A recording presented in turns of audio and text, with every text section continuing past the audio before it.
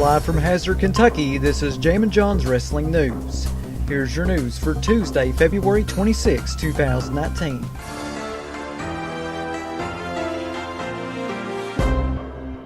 Fightful.com's Sean Ross Sapp is reporting that Vince McMahon was the first person to know about Roman Reigns' cancer being in remission and was told of the news early last week. The rest of the McMahon family reportedly found out about the details on Monday morning. It was said to be Reigns' decision to make his return to WWE so quickly. Fightful also reports that Dean Ambrose was very emotional backstage while Reigns was giving his speech, but made a decision to not appear on stage with Reigns and Seth Rollins. Shortly after Reigns' speech, the call was made to have Reigns and Rollins make the save for Ambrose after Ambrose's no DQ match with Drew McIntyre. Also, word has came out that prior to forfeiting the Universal Championship, Reigns had informed WWE that he did not want to return to Saudi Arabia for the Crown Jewel event. As previously noted, John Cena and Daniel Bryan opposed traveling to Saudi Arabia and did not appear at the show. And in the wake of Roman Reigns' amazing news that his cancer is in remission, many WWE talents reacted to the news. Among the biggest names to comment were John Cena and Seth Rollins. John Cena tweeted on Twitter, "Real superheroes exist. Back and with strength and purpose. It's your yard, Roman. Your time is most certainly now." And Seth Rollins posted a photo of himself in the ring with Roman Reigns this past Monday on Raw on Instagram and wrote underneath that photo, "About last night, welcome back my brother. It was like you never left." Amazing words from two amazing gentlemen. Also, staying on the topic of Roman Reigns' cancer being in remission, Twitter account Leukemia Care, with the Twitter handle Leukemia Care UK, sent out the following messages in regards to people that are skeptical about Roman Reigns' illness. Of course, as you know, yesterday I was talking about this, people going online and saying that Roman Reigns' cancer was a work and that the whole thing was to earn some money for WWE. I want to go and clear all this up right now, and I'm going to actually read this thread from Leukemia Care because it's an incredible thread, and I feel as though somebody needs to say something about this on their podcast. So I'm going to put my foot down and I'm going to read everything that Leukemia Care has wrote in this incredible thread, and we are going to put this to rest because, folks, anybody thinking that this was a work, I'm telling you, it's not a work. So let's go ahead and get right into those tweets. So Leukemia Care started this thread off by tweeting "Morning."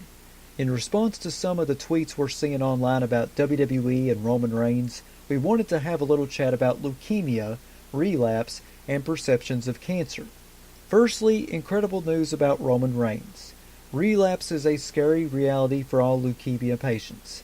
Either fear of your cancer returning or having to face treatment for relapse.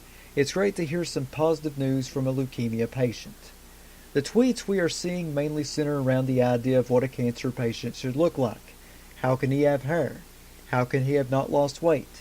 Why doesn't he look like a cancer patient? We're going to weigh in here with some leukemia information. Leukemia is a cancer. It affects people of all ages. There are four main types of cancer: ALL, AML, CLL, and CML. However, there are other types and subtypes. Leukemia is complicated. The different types are key. Acute leukemias are aggressive and need aggressive treatment to save a patient. Chronic leukemias are incurable but treatable. Don't forget, we do not know what type of leukemia he has. Therefore, none of us are in a position to question his treatment, how he should look, and etc. The first question: how can he have hair? Treatment for leukemia may cause hair loss. It may cause hair thinning. It may cause no hair loss at all. Leukemia can make you lose weight. Leukemia can also make you gain weight. There is no one way that leukemia should look. A final few thoughts on the psychological impact of leukemia. Living with or beyond a leukemia diagnosis is scary. The fear of relapse is always there. Think before you tweet. That's very important. Think before you tweet. And that's not part of the tweet, that's just me saying that. Take that advice. We're more than happy to answer any questions you have about leukemia or point you in the right direction of other information. Don't be shy. There is no such thing as a silly question. Remember, everything in life isn't a work. If there is one thing you could do today, then please consider sharing the signs and symptoms of leukemia. You could save a life. Find out more at leukemiacare.org.uk. They also sent a tweet out to Dave Meltzer because apparently Dave got some heat for saying something about Roman Reigns' cancer. I don't really know everything about that, but I just seen a little bit of things. And Leukemia Care tweeted to Dave and said, "Just to clarify, Dave Meltzer, we were just hoping you would share to raise awareness. Things are cool, bro."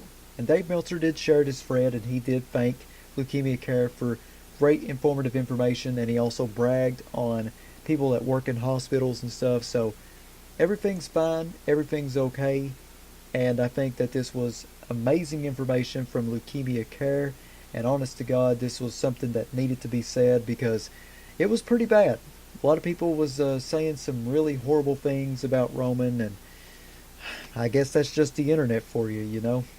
Some people, you know, they're just like that. You're not going to have everybody like you, sadly. But it's awesome that they done that, and it's awesome that they put those people in their place. Please don't make up stupid rumors. Don't do that. Don't be that guy. Don't be that girl.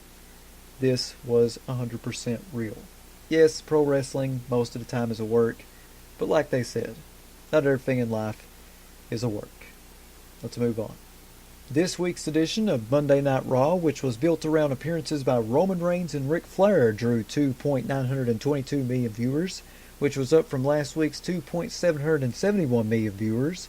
The February 26, 2018 edition of Raw, from 1 year ago, drew 3.180 million viewers.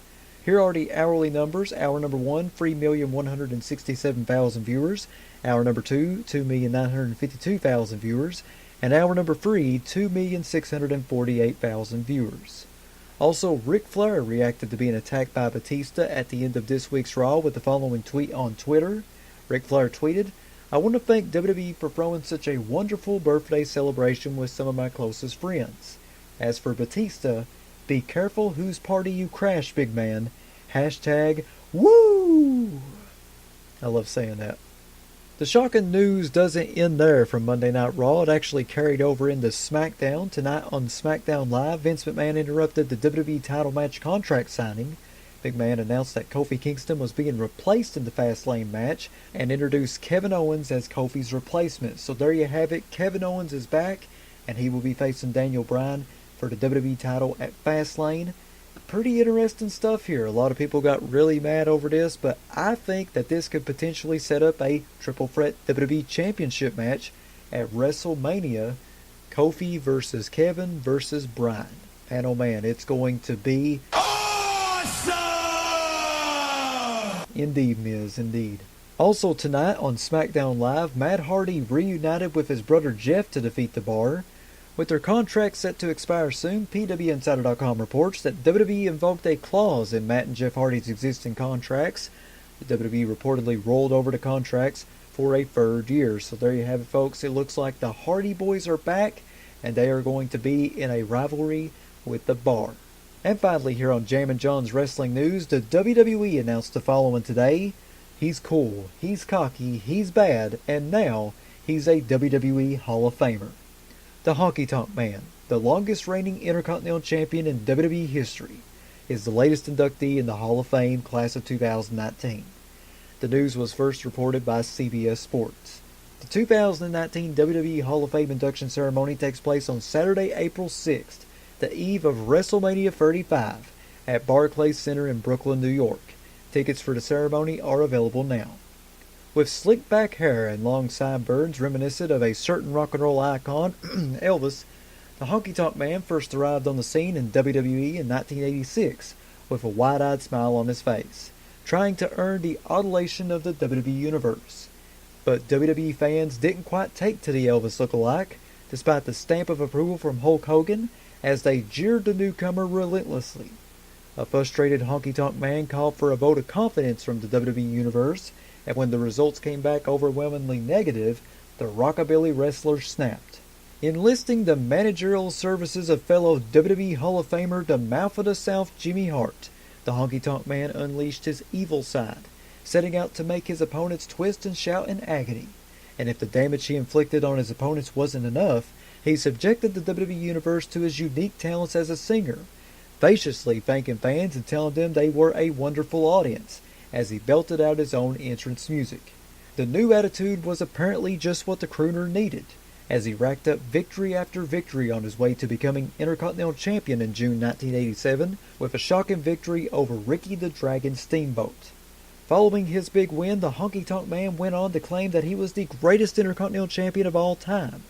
At first, the boast may have rang a little hollow, but his claims began to hold a little more water as his reign continued. By hook or by crook, the Honky Tonk Man held on to the Intercontinental Championship for nearly 13 months before his reign ended in lightning-quick fashion at the hands of the Ultimate Warrior at SummerSlam 1988. His record-breaking 454 days as Intercontinental Champion is a feat that has stood the test of time, as no other superstar has come close to eclipsing his unprecedented championship reign. The Honky Tonk Man was, surprisingly, also willing to share the spotlight later in his career, whether it was as one half of the tag team / band Rhythm and Blues with Greg the Hammer Valentine, or as the manager of Rockabilly, fellow 2019 inductee Billy Gunn of the Generation X. But once again, the spotlight will be on the Honky Tonk Man, as he takes his place in sports entertainment history. Don't miss the Honky Tonk Man's enshrinement during the 2019 Hall of Fame induction ceremony on Saturday, April 6th at the Barclays Center in Brooklyn, New York, during WrestleMania 35 week. Tickets for this historic evening are available now. Big congratulations out there to the Honky Tonk Man. He definitely deserves it. Should have been done a long time ago, because he's cool, he's cocky, he's bad, and now he's in the Hall of Fame. That is your news for Tuesday, February 26, 2019. Check back here tomorrow for another Jammin' John's Wrestling News Flash Briefing on Amazon Alexa devices, Spotify, YouTube, Stitcher, and iTunes. Follow me on Twitter at John Caldwell, JONCOLWELL. Follow me on Instagram, The Jammin' John. If you'd like to sponsor Jammin' John's Wrestling News, or your wrestling promotion wanting to get your next big event out, you can email me, jzcaldwell@gmail.com. That's JZCOLWELL@gmail.com. Big shout out to Ryan Hurdle and Tony Nelson for subscribing to my Patreon. You too can subscribe to me by going to patreon.com/jamminjohn. I have free packages on there ranging from $3 to $7. Not a whole lot of money. I would really appreciate it if you supported me a little bit financially. Once again, that's patreon.com/jamminjohn. This is Jammin' John saying thanks, goodbye, and I'll see you tomorrow.